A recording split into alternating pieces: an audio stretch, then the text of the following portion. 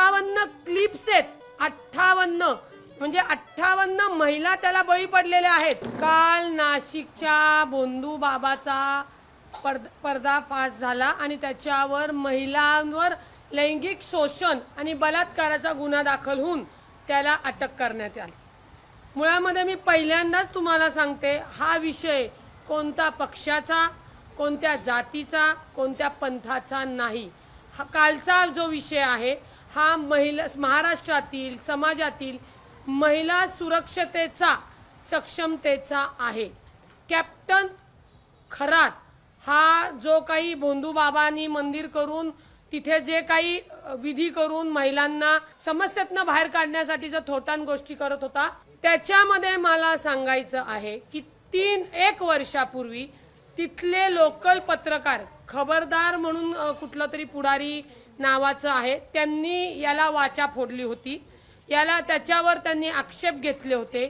त्यावेळेला महिला आयोगाच्या अध्यक्षांनी श्रीमती चाकणकर मॅडमनी त्यांना खुलासा मागण्यात आलेला होता।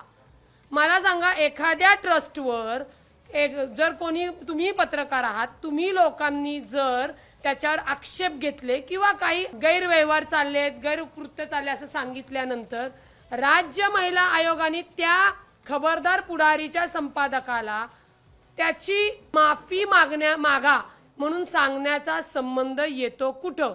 उलट राज्य महिला आयोगाने ती तक्रार आल्यानंतर तातडीने त्याच संस्थेवर गुन्हा दाखल करायला पाहिजे होता, कारवाई लावायला पाहिजे होती, चौकशी लावायला पाहिजे होती, परंतु ते करण्यात आलं नाही।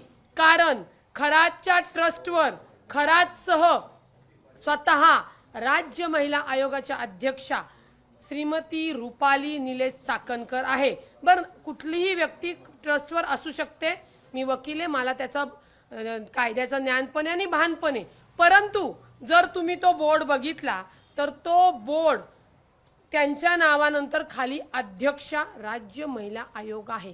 याचाच अर्थ त्या नराधमांनी ज्या महिलांना शोषण केलेले आहे, त्रास दिलेले आहेत, तुमच्या माहितीसाठी की 58 क्लिप्स आहेत, 58 म्हणजे 58 महिला त्याला बळी पडलेल्या आहेत।